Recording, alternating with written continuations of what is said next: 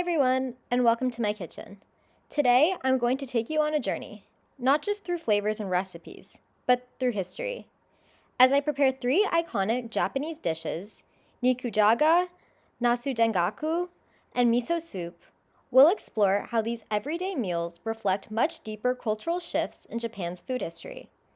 Whether it's modernization during the Meiji era, religious dietary traditions, wartime scarcity, or shifting ideas about gender and domesticity, each of these simple, homey foods is layered with meaning.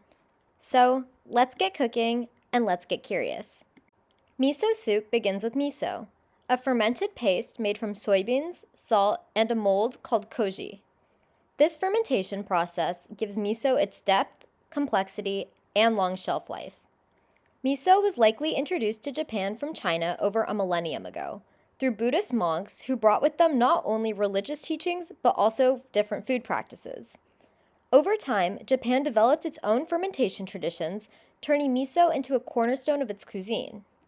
In Buddhist monasteries, miso soup became an essential source of nourishment, plant-based, protein-rich, and deeply aligned with the philosophy of nonviolence. In Shojin Ryori, or temple cuisine, no animal products are used. Miso soup provided warmth, nutrition, and balance, all without harming sentient beings. But miso soup also traveled beyond the temple. It entered village homes, city kitchens, military mess halls, and school lunches. It became both spiritual and practical, sacred and domestic. The reason miso soup has endured is partly scientific. Fermentation wasn't just flavorful, it was survival. Before refrigeration, the ability to preserve soybeans through fermentation allowed people to store protein for months or years. Different regions in Japan developed different types of miso. In Kyoto, the capital of refined imperial cuisine, people used sweet white miso, or shiro miso. In Sendai, they used hearty red miso, or also known as aka miso. There's even a wasi miso, a blend. Each variation tells a story about geography, climate, trade, and local taste. And each miso interacts differently with dashi, the broth made from kombu seaweed, and dried bonito flakes, or from shiitake mushrooms for a vegetarian version. This base creates the depth and flavor in the soup, what Japanese cooks call umami. Umami, or savory richness, is what makes miso soup feel so satisfying despite its simplicity. After World War II, miso soup took on a new meaning. In the 1950s and 60s, the Japanese government promoted traditional food practices to stabilize the family unit and rebuild a national sense of order. This included the Ichisu Sansai model, one soup, three sides. Miso soup became the expected centerpiece of the meal, anchoring everyday nutrition. In schools, it was served in lunches to teach children cultural discipline and domestic norms. But the burden of this daily tradition fell heavily on women. Preparing miso soup from scratch, making dashi in the morning, cutting fresh tofu, gently mixing miso, became a symbol of a mother's care and a wife's competence. Cooking miso soup wasn't just about nourishment. It was about gendered expectations, reinforcing the idea that a good woman keeps her family fed with tradition and effort. Stephanie Assman writes that the post-war ideal of shufu, or a full-time housewife, was embodied in small acts like daily miso soup. So, while it comforted the family, it also enforced domestic hierarchies and routines. Despite all these layers of change, religious, nutritional, political, miso soup has stayed remarkably consistent, and that's part of its power. For many Japanese people, miso soup is tied to memory and identity. The scent of warm miso might remind someone of their grandmother's kitchen. The flavor might signal safety after a long day. It's comfort, habit, and heritage in a bowl. Even as Japanese households change and more people buy instant miso packets or cook less at home, the cultural weight of miso soup endures. What does miso soup tell us about deeper cultural shifts in Japan? It tells us that food isn't just a reflection of history, it makes history. Miso soup connected monasteries to households and nourishment to nationhood. It preserved ancient fermentation knowledge and modernized household roles. It passed on values silently in bowls of soup served daily. Next, we're making nikujaga, a sweet and savory stew of beef, potatoes, onions, and carrots simmered in soy sauce, mirin, sugar, and dashi. It might look like a simple comfort food, and it is, but nikujaga also tells the story of Japan's transformation in the late 19th century as it tried to become a modern imperial power. This dish sits at the intersection of military reform, Western influence, domestic gender norms, and post-war nostalgia. To understand Nikujawa, we have to go back to the Meiji period, which began in 1868. This was a time when Japan was racing to modernize, industrializing, centralizing the government, and reforming its military to compete with the Western powers that had forced it open after centuries of isolation. Food reform was part of this project.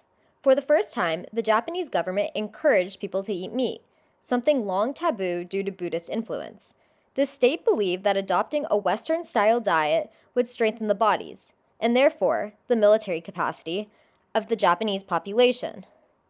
Enter Admiral Togo Chiro, one of the key naval leaders of the Meiji period. After studying in Britain in the 1870s, Togo reportedly asked naval cooks to recreate the British beef stews he had eaten there. The result? A Japanese interpretation of stew using soy sauce, mirin, and dashi as the base instead of wine or Worcester sauce. This became Nikujawa, literally meaning meat and potatoes. But Nikujawa wasn't just a tasty innovation. It was a tool of military discipline and modernization. According to historian Katarzyna Querka, the Japanese Navy used food strategically to reform the body and instill a sense of national uniformity.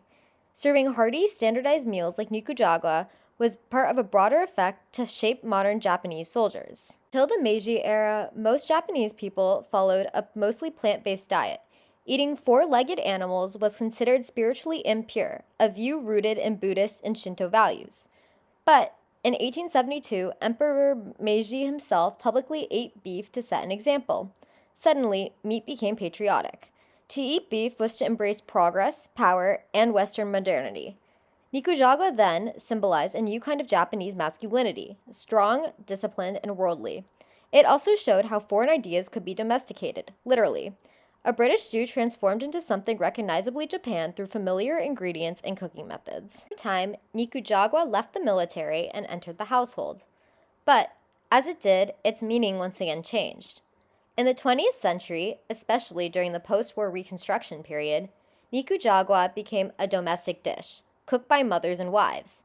In popular media, it came to represent comfort, nostalgia, and feminine care.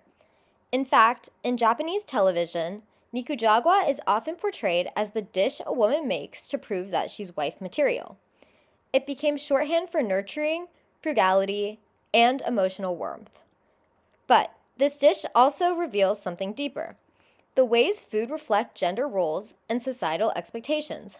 While Nikujawa once represented military strength and national discipline, it later symbolized private tenderness and the ideal post-war household. Cooking Nikujawa became a small daily ritual, one that linked mothers to daughters, wives to husbands, and generations through taste and memory. Today, Nikujawa is still a staple of home cooking in Japan. It's not flashy, and you rarely can find it in restaurants. But that's exactly why it matters. It lives in the kitchen, not the marketplace. It's the kind of dish that people remember from childhood or request when they come home after a time away. Nikujawa also shows how Japan has long balanced outside influences with its internal values.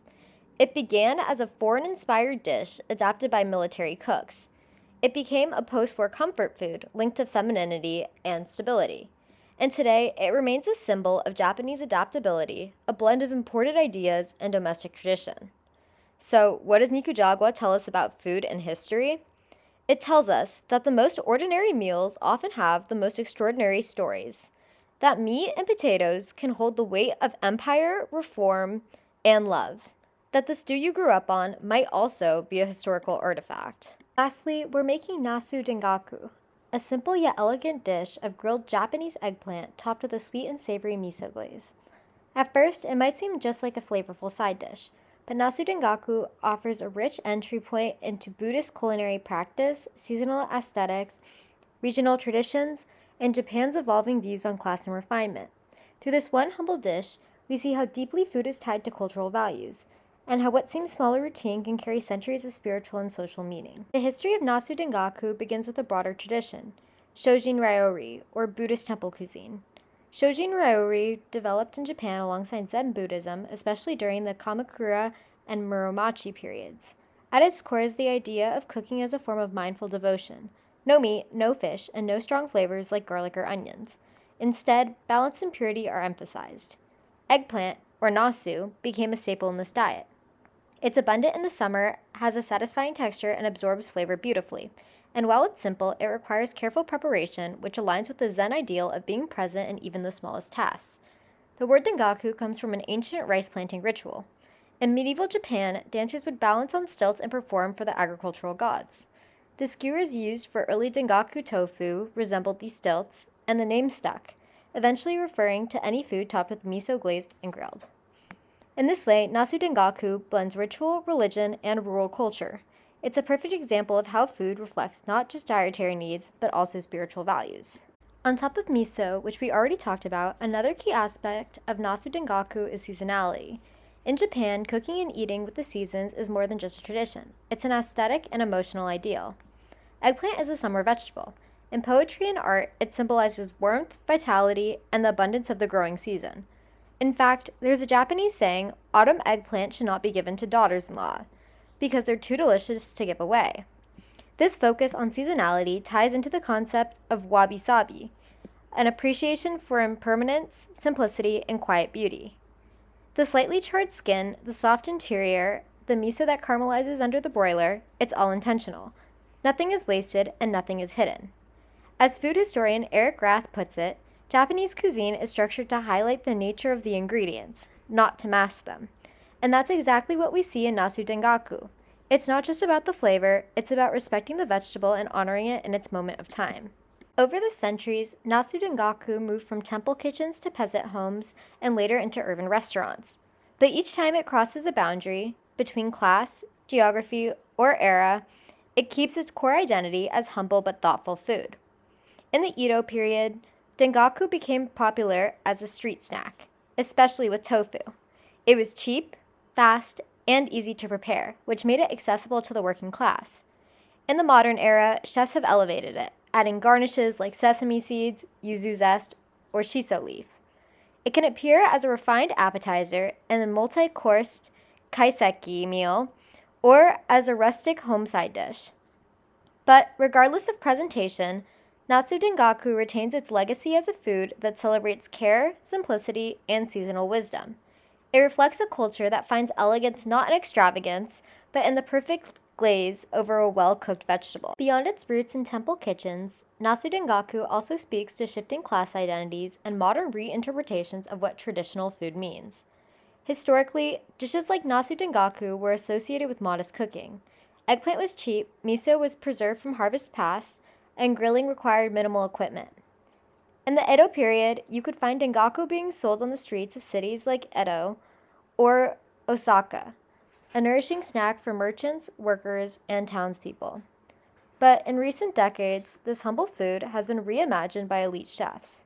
You might now find nasu dengaku plated in a Michelin-starred restaurant, served with a lacquered brushstroke of red miso, topped with edible flowers, or paired with imported wine. What was once peasant food is now good cuisine. This transformation shows how simplicity itself becomes politicized, elevated, aestheticized, and commodified. As Japanese cuisine gains global prestige, dishes like nasu dengaku are reframed as both ancient and refined, symbolizing a kind of national authenticity. And yet, the heart of the dish hasn't changed. Whether it's eaten in a temple, a Tokyo apartment, or a tasting menu, nasu dengaku still asks us to slow down, appreciate the season, and find depth in the most ordinary things. It reminds us that culinary value doesn't always come from cost or complexity, but from care. So, what are we able to learn from nasu dengaku? It teaches us that everyday food carries the weight of history, that even the simplest dish, a grilled eggplant, can tell us stories about devotion, ecology, regional identity, and taste.